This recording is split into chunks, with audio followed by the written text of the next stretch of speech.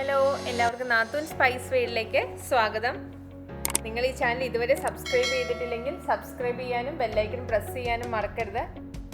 ഇന്നത്തെ നാത്തൂൻ special beef ബിരിയാണിയാണ്. ഞങ്ങൾ ഇതിനു മുമ്പ് ചെയ്ത ചിക്കൻ ബിരിയാണി ട്രൈ ചെയ്ത് എല്ലാവരും ഒരുപാട് നല്ല ഫീഡ്ബാക്കാണ് തന്നിരിക്കുന്നത്. സോ ഈ ബീഫ് ബിരിയാണിയും എല്ലാവരും ട്രൈ ചെയ്ത് നോക്കിയിട്ട് ഫീഡ്ബാക്ക് ഞങ്ങൾ അറിയിക്കണേ. ഇതിനു മുമ്പ് ചിക്കൻ ബിരിയാണിയുടെ വീഡിയോ കണ്ടിട്ടുള്ളവർക്ക് മനസ്സിലാവും, നമ്മൾ ഫ്രഷായിട്ട് ബിരിയാണി മസാല പൊടിച്ചെടുക്കുകയാണ് ചെയ്യുന്നത്.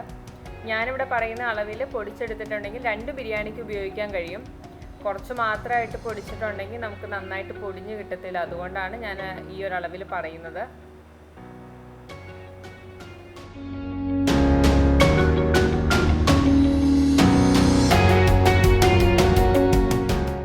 അപ്പോൾ നമുക്ക് ബിരിയാണി ഉണ്ടാക്കാൻ തുടങ്ങിയാലോ? ഞാനിവിടെ ഏലയ്ക്ക് ഒരു 10 മുതൽ 15 വരെയും, തക്കോല ഒരു 3 എണ്ണം, ഗ്രാമ്പു ഒരു 15 എണ്ണം, കറുവപ്പട്ട 2, ഒരു ബേ ലീഫും, പെരിഞ്ജീരകം 1.5 ടേബിൾ സ്പൂണും, ഷാജീരകം 1.5 ടീസ്പൂണും, ജീരകം 1 ടീസ്പൂണുമാണ് എടുത്തിരിക്കുന്നത്. ഇതിൽ ജീരകം ഒഴിച്ചുള്ള ബാക്കിയുള്ള എല്ലാം നമ്മളൊരു പാനിലിട്ട് ചൂടാക്കി എടുക്കുകയാണ്. 1 ടേബിൾ സ്പൂൺ കുരുമുളക് കൂടി ഞാൻ ആഡ് ചെയ്യുന്നുണ്ട്. അത് മൂത്ത് വന്ന ശേഷം മാത്രമാണ് ഞാൻ ജീരകം ആഡ് ചെയ്യുന്നത്. ജീരകം ആദ്യമേ തന്നെ ആഡ് ചെയ്തിട്ടുണ്ടെങ്കിൽ പെട്ടെന്ന് അത് മൂത്ത് കരിഞ്ഞു പോകാൻ ചാൻസ് ഉണ്ട്. അതുകൊണ്ടാണ് അത് അവസാനം ചേർക്കുന്നത്. ലോ ഫ്ലെയിമിലിട്ടിട്ട് വേണോട്ടോ ചൂടാക്കാൻ. സ്പൈസസ് എല്ലാം നന്നായി മൂത്ത് വന്ന ശേഷം ഫ്ലെയിം ഓഫാക്കി തണുക്കാൻ വയ്ക്കണം. അതിന് ശേഷം വേണം മിക്സിയുടെ ജാറിലിട്ട് നന്നായി പൊടിച്ചെടുക്കാനായിട്ട്. ഇതുപോലെ നന്നായി പൊടിച്ച് കിട്ടണം. ഇനി നമുക്ക് ബാക്കിയിരിക്കുന്ന പൊടികളെല്ലാം ചൂടാക്കാം. മഞ്ഞൾപ്പൊടി, കാശ്മീരി ചില്ലി, മീറ്റ് മസാല, മല്ലിപ്പൊടി എന്നിവയാണ്. ഡ്രൈ റോസ്റ്റ് ആണ് ചെയ്യുന്നത്. ലോ ഫ്ലെയിമിൽ നന്നായി ചൂടാക്കി എടുക്കുക. പൊടി കരിഞ്ഞു പോകാൻ നോക്കണം. അളവുകളൊക്കെ ഞാൻ ഡിസ്ക്രിപ്ഷൻ ബോക്സിൽ ഇട്ടിട്ടുണ്ട്. ആദ്യമേ തന്നെ നമ്മൾ ബീഫ് മാരിനേറ്റ് ചെയ്ത് വെക്കും. അതിന് വേണ്ടിയിട്ട് ഞാൻ ഒരു പ്രത്യേക മസാല ഉണ്ടാക്കുന്നുണ്ട്. 1 കൈപ്പിടി മല്ലിയില, അതിൻ്റെ ഒരു 4 പുതിനയില, 1 കഷ്ണം ഇഞ്ചി, 4 അല്ലി വെളുത്തുള്ളി, 3 പച്ചമുളക്, ഇതെല്ലാം കൂടെ മിക്സിയിലിട്ട് പേസ്റ്റ് രൂപത്തിൽ അരച്ചെടുക്കും. ഈ മസാല നമ്മുടെ ബീഫ് ബിരിയാണിക്ക് ഒരു പ്രത്യേക ഫ്ലേവർ നൽകും. അതുകൊണ്ട് നിങ്ങൾ ഈ ബിരിയാണി ഉണ്ടാക്കുമ്പോൾ ഈ സ്റ്റെപ്പ് ഒരു കാരണവശാലും ഒഴിവാക്കരുത്.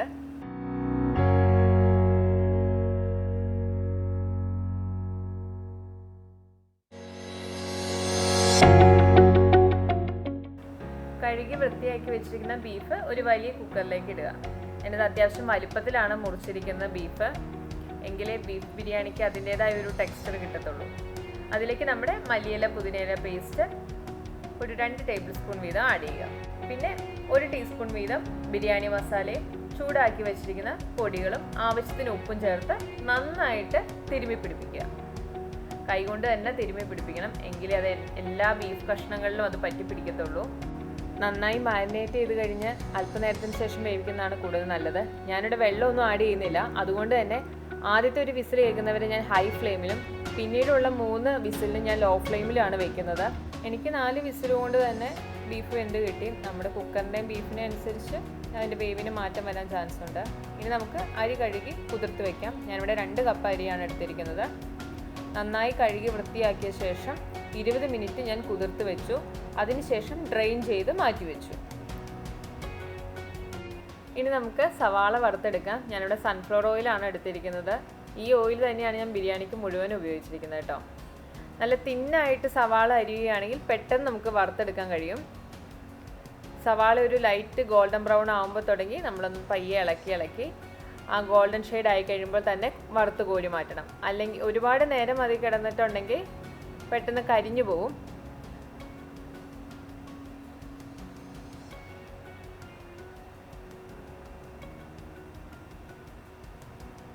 കണ്ടോ, ഈ പാകമാകുമ്പോൾ വറുത്ത് കോരി മാറ്റണം.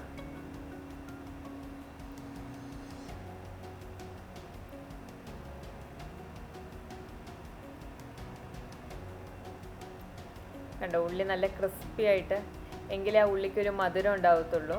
അതുപോലെ തന്നെ കാഷ്യൂനട്ടും പിന്നീട് മുന്തിരിയും വറുത്തെടുക്കാം.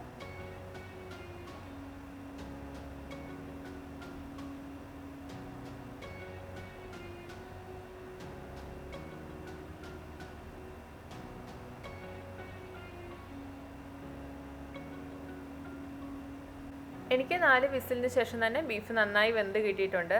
ഇതാ കണ്ടോ, ഒരല്പം പോലും വെള്ളം ചേർത്തില്ലെങ്കിലും ആവശ്യത്തിന് വെള്ളം അതിൽ നിന്ന് ഇറങ്ങിയിട്ടുണ്ട്. നിങ്ങളുടെ ബീഫിൻ്റെ വേവിനനുസരിച്ച് വിസിലിൻ്റെ എണ്ണത്തിന് ഏറ്റക്കുറച്ചിൽ ഉണ്ടാവാൻ ഇടയുണ്ട്. അപ്പോൾ അത് നോക്കി വേണം വേവിക്കാനായിട്ട്. ഇനി നമുക്ക് ബിരിയാണി മസാല ഉണ്ടാക്കാം. ഞാൻ ഉള്ളി വറുത്ത അതേ എണ്ണ തന്നെയാണ് എടുത്തിരിക്കുന്നത്. അതിലേക്ക് ഇഞ്ചി, വെളുത്തുള്ളി, പച്ചമുളക് ഒന്ന് ക്രഷ് ചെയ്തെടുത്തിരിക്കുന്നതാണിത്. അതിൻ്റെ പച്ചമണം ഒന്ന് മാറി വന്ന ശേഷം അരിഞ്ഞു വെച്ചിരിക്കുന്ന സവാള നമുക്ക് ആഡ് ചെയ്ത് നന്നായിട്ടൊന്ന് വഴറ്റിയെടുക്കാം.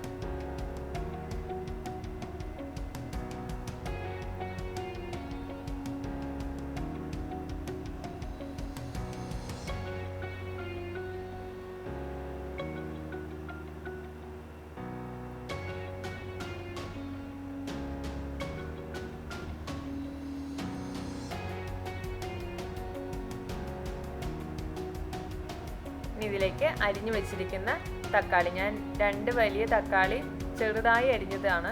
നിങ്ങൾക്ക് ഇങ്ങനെ തീരെ ചെറുതായി അരിയണമെന്നൊന്നുമില്ല കേട്ടോ. ഇങ്ങനെ അരിഞ്ഞാൽ എനിക്ക് പെട്ടെന്ന് വെന്ത് കിട്ടാറുണ്ട്, അതുകൊണ്ടാണ് ഞാൻ തീരെ ചെറുതായിട്ട് അരിഞ്ഞത്. ഈ സമയത്ത് തന്നെ നമുക്ക് അരി വേവിക്കാൻ വെക്കാം.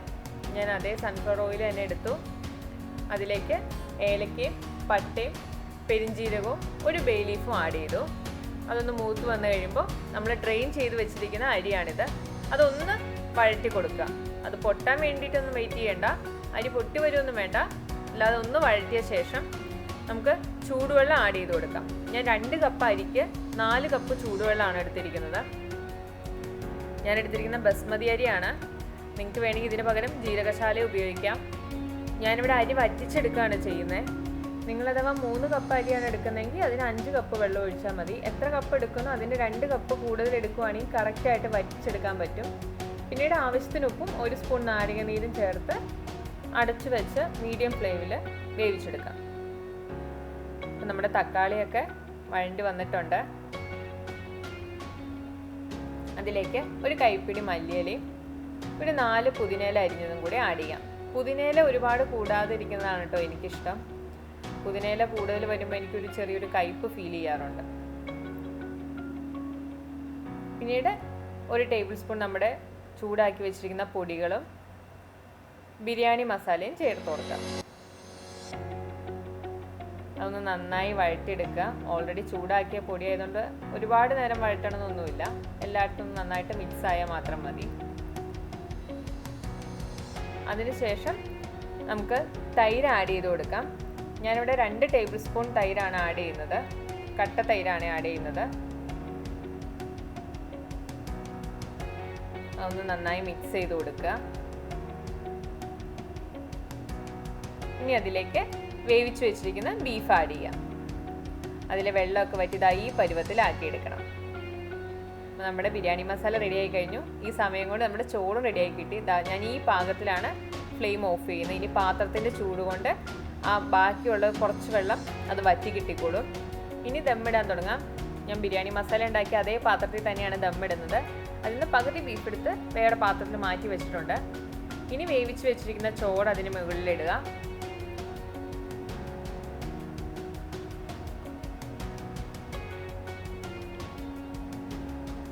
പിന്നീട് ഇത് ഞാൻ പാലും കുങ്കുമപ്പൂവും കൂടെ മിക്സ് ചെയ്തതാണ്. 3 ടേബിൾ സ്പൂൺ പാലിൽ ഒരു നുള്ള് കുങ്കുമപ്പൂവ് ആഡ് ചെയ്താണ് ഞാൻ ആ മഞ്ഞ കളർ വരുത്തുന്നത്. നിങ്ങൾക്ക് വേണമെങ്കിൽ കുങ്കുമപ്പൂവിന് പകരം മഞ്ഞൾപ്പൊടി ആഡ് ചെയ്യാം. പിന്നീട് വറുത്ത് വെച്ചിരിക്കുന്ന ഉള്ളിയും അണ്ടിപ്പരിപ്പും മുന്തിരിയും അരിഞ്ഞു വെച്ചിരിക്കുന്ന മല്ലിയിലയും പുതിനയിലയും വെച്ച് ഒരു ലെയർ കംപ്ലീറ്റ് ചെയ്യാം. ഇതേപോലെ തന്നെ അടുത്ത ലെയർ കൂടി ചെയ്യാം. ബാക്കിയിരിക്കുന്ന ബീഫും റൈസും കുങ്കുമപ്പൂവ് ആഡ് ചെയ്ത പാലും ഗാർണിഷ് ചെയ്യേണ്ട ഉള്ളിയും അണ്ടിപ്പരിപ്പും മല്ലിയിലയും വെച്ച് വീണ്ടും ലെയർ ചെയ്യുക. എനിക്കാകെ 2 ലെയറാണ് വന്നത്. അവസാനം ഞാൻ 1 ടേബിൾ സ്പൂൺ നെയ്യ് കൂടി ആഡ് ചെയ്യുന്നുണ്ട്. അതും ഓപ്ഷണലാണ്. നമ്മളതല്ലാതെ വേറെ നെയ്യൊന്നും തന്നെ ഇതിൻ്റെ അകത്ത് ആഡ് ചെയ്തിട്ടില്ല.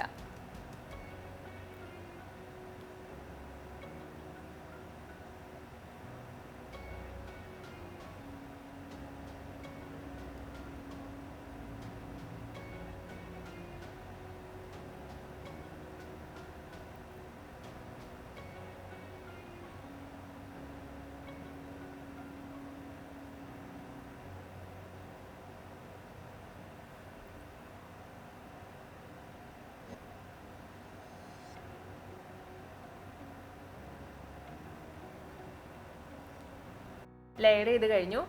ഇനി ലിഡ് വെച്ച് ടൈറ്റായിട്ട് ക്ലോസ് ചെയ്യുക. ലോ ഫ്ലെയിമിൽ ഒരു 20 തൊട്ട് 25 മിനിറ്റ് വരെ ചൂടാക്കുക. ഇതാ നമ്മുടെ ദം ചെയ്ത് വെച്ചിരിക്കുന്ന ബീഫ് ബിരിയാണി റെഡിയായി കഴിഞ്ഞിട്ടുണ്ട്. ആ ലിഡ് പൊക്കുമ്പോൾ വരുന്ന ഒരു മണമുണ്ടല്ലോ, അത് മതി നമ്മുടെ വായിൽ കപ്പലോടാനായിട്ട്. അപ്പോൾ വളരെ എളുപ്പത്തിൽ പെർഫെക്റ്റ് ആയിട്ട് ഉണ്ടാക്കാൻ കഴിയുന്ന ഒരു ബീഫ് ബിരിയാണിയാണിത്. നിങ്ങളെല്ലാവരും ട്രൈ ചെയ്ത് നോക്കണേ.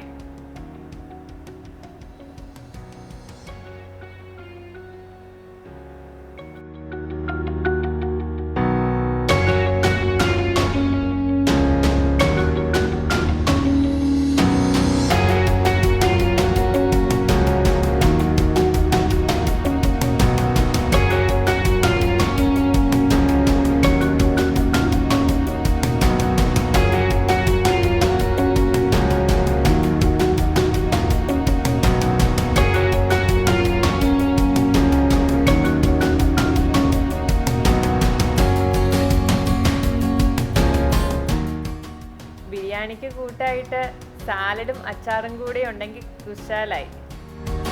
ഞങ്ങളുടെ വീഡിയോ ഇഷ്ടപ്പെട്ടെന്ന് വിചാരിക്കുന്നു. ഇഷ്ടപ്പെട്ടാൽ ലൈക്ക് ചെയ്യാനും ഷെയർ ചെയ്യാനും സബ്സ്ക്രൈബ് ചെയ്യാനും മറക്കരുത്. പുതിയ വേറിട്ട രുചികളുമായി വീണ്ടും കാണാം. ബൈ.